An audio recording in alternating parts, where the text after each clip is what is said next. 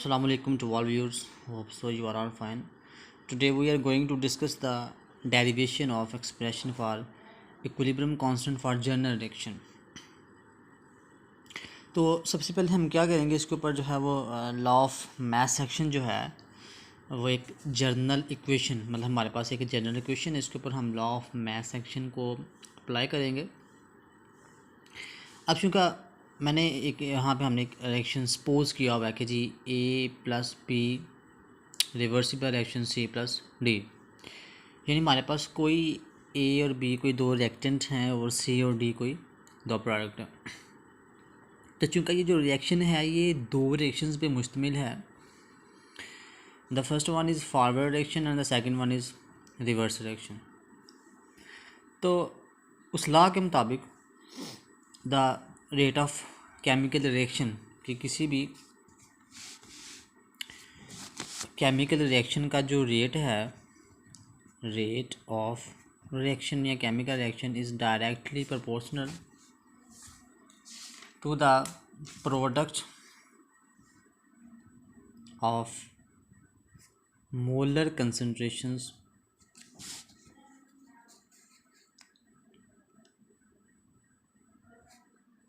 Of reactant.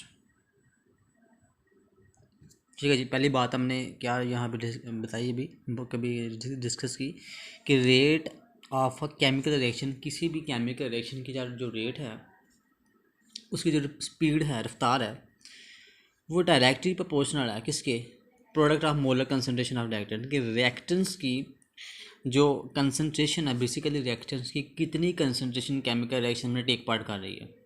ठीक है, उस वो डायरेक्टली प्रोपोर्शनल किसके, इट मीन्स कि जितनी ज़्यादा मोलर कंसंट्रेशन होगी रिएक्टेंट्स की उतनी ही ज़्यादा केमिकल रिएक्शन का रेट होगा, उतनी ज़्यादा उसकी स्पीड होगी, because it is relating directly कि अगर ये चीज़ इंक्रीज़ हो रही है तो ये भी इंक्रीज़ होगी, ये कम हो रही है तो ये भी कम होगी, सिंपल। तो ये जब हमने लॉ मैथ सेक्शन वाला टॉपिक डिस्कस किया तब वहाँ पे भी हमने ये बात पढ़ी थी कि किसी भी केमिकल रिएक्शन की जो रफ्तार है, उसका जो रेट है वो डायरेक्टली प्रोपोर्शनल है उस रिएक्टेंट्स के मोलर कंसनट्रेशन की। अगर रिएक्टेंट्स की कंसनट्रेशन ज़्यादा है तो कंसनट्रेशन ज़्यादा है तो फिर ज़्यादा से ज़्यादा अमाउंट उसमें टेक पार्ट करेगी केमिकल रिएक्शन में, तो जितनी ज़्यादा अमाउंट टेक पार्ट करेगी उस केमिकल रिएक्शन की रफ्तार उतनी ही ज़्यादा होगी। उसके बाद इसमें जो है वो इसमें बात एक और भी की जाती है कि G raise to power equal to the number of moles in the, तो इसके अलावा इसमें वही बात आ जाती है कि कितने मोल्स इसमें जो है वो यूज़ किए जाते हैं। तो अब हम इसको ज़रा डिस्कस करते हैं। तो सबसे पहले कहता है कि चूँकि हमारे पास दो रिएक्शन है, फॉरवर्ड और रिवर्स। फॉरवर्ड में ए और बी कोई रिएक्टेंट है, रिवर्स में सी डी कोई प्रोडक्ट है। तो पहले हम फॉरवर्ड रिएक्शन को डिस्कस करते हैं according to law of mass action. उसमें अभी हमने ये बात की कि जी रेट ऑफ फॉरवर्ड जो रिएक्शन है is directly proportional to the molar concentration of reactants. क्या लिखा हो जी, आर रिप्रेजेंट करता है रेट को, ये जो एफ है ये रिप्रेजेंट करता है फॉरवर्ड को, forward reaction that is directly proportional to A. हमारे पास क्या था, रिएक्टेंट, और ये भी क्या है, ये भी कोई रिएक्टेंट है।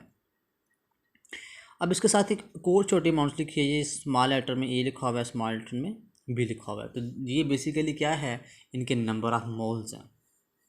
ठीक है जी, क्या है इनके नंबर ऑफ मोल्स के, हमने इनके इतने नंबर ऑफ मोल्स लिए हुए हैं। तो इसका जो नंबर ऑफ मोल था उसको हमने स्क्वायर ब्रैकेट के ऊपर जो है इसकी पावर बना के लिख दिया, और इसी तरह हमने बी का भी इसी तरह उसकी पावर बना दी, जो इनके नंबर ऑफ मोल्स होते हैं। जब हमने ये प्रोपोर्शनलिटी का साइन ख़त्म किया तो उसकी जगह पे हमने क्या पुट कर दिया जी, इसको हम कहते हैं जी कांस्टेंट ऑफ फॉरवर्ड एक्शन। ठीक है जी, कांस्टेंट फॉर फॉरवर्ड एक्शन। तो ख़त्म किया कि F R F equal to क्या, एफ ए की पावर ए बी की पावर बी, मतलब ठीक है जी। हमारे पास फर्स्ट इक्वेशन बनी इसमें इसकी फॉरवर्ड एक्शन के। इसी तरह अगर हम रिवर्स रिएक्शन की बात करते हैं according to law of mass action, तो उसमें उसी तरह हम क्या करेंगे कि जो हमारा रिवर्स रिएक्शन है उसका रेट होगा, rate of reverse reaction is directly proportional to C उनकी नंबर ऑफ मोल्स एंड जो डी प्रोडक्ट है उसके नंबर ऑफ मोल्स। उसी तरह जब हम ये प्रोपोर्शनैलिटी साइन ख़त्म करेंगे तो दैट इज़ इक्वल टू के और कांस्टेंट फॉर रिवर्स रिएक्शन और आगे हमारा प्रोडक्ट है उसके नंबर ऑफ मोल्स।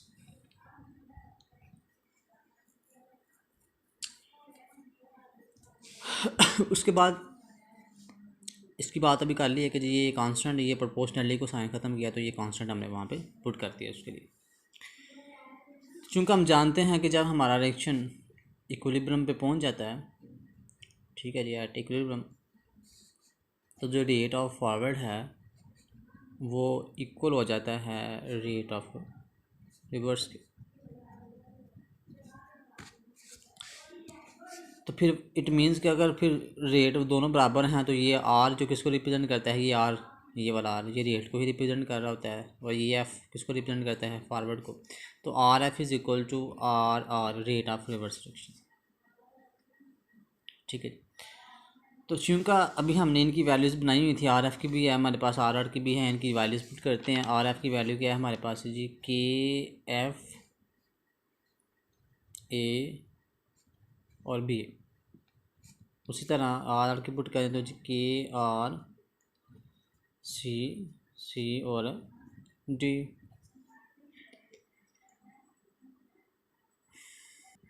जब हम यहाँ पे क्या करेंगे कि जो कांस्टेंट्स हैं उनको एक साइड पे ले जाते हैं, जो वेरिएबल्स उनको एक साइड पे ले जाते हैं, तो दैट इज़ के एफ यहीं पे रहेगा क्रॉस मल्टीप्लिकेशन के साथ, के आर इसके नीचे, सी डी वहीं पे प्रोडक्ट जो थे हमारे, और ये जो ए बी है ये क्रॉस मल्टीप्लिकेशन की तरह यहाँ पे नीचे जाए।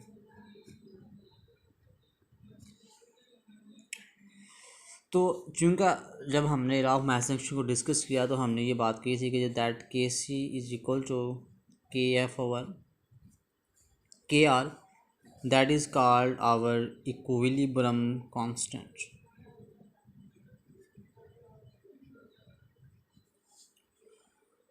तो ये जो हमारे पास एक्सप्रेशन अभी बना है, ठीक है, ये जो एक्सप्रेशन बना है ये है जी केमिकल इक्विलिब्रियम कांस्टेंट।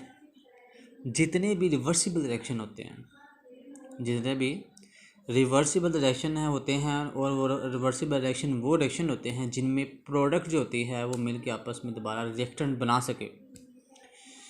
तो जितने भी रिवर्सिबल रिएक्शन हैं उनको हम इसी तरह के एक्सप्रेशन में रिप्रेजेंट करते हैं। जैसे कि हमारे पास कुछ एग्जांपल्स हैं जिसमें सबसे पहले जो है वो बात करते हैं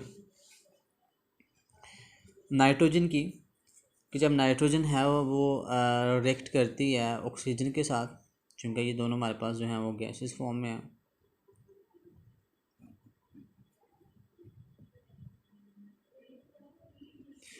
जब नाइट्रोजन क्या करती है, ऑक्सीजन के साथ रिएक्ट करती है, क्या बनाने के लिए, नाइट्रोजन मोनोऑक्साइड, मतलब एक सिंगल एटम ऑक्सीजन का nitrogen monoxide, that reversible reaction is as follow. तो हमारे पास रिवर्सिबल रिएक्शन कुछ नहीं होगा।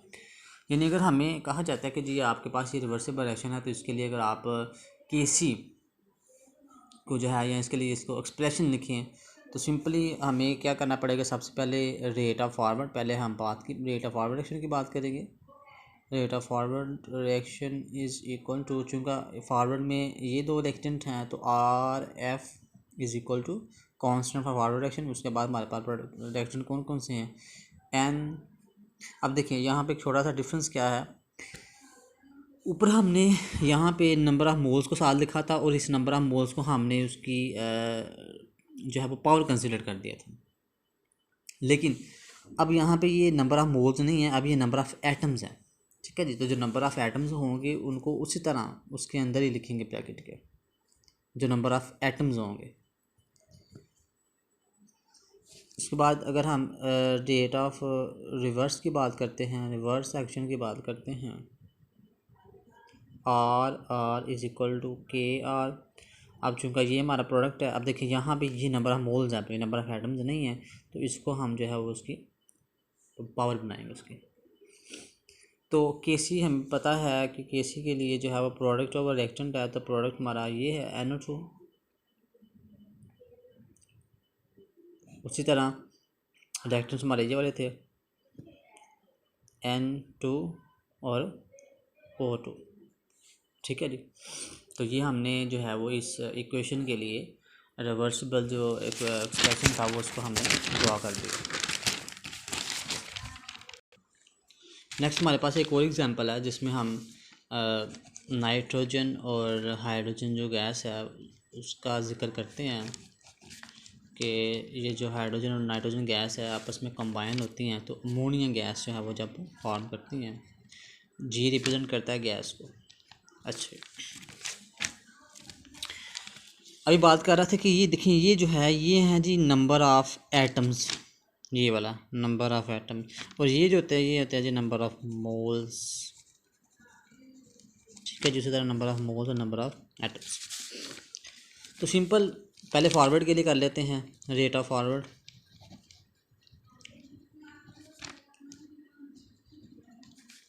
ये RF इज इक्वल टू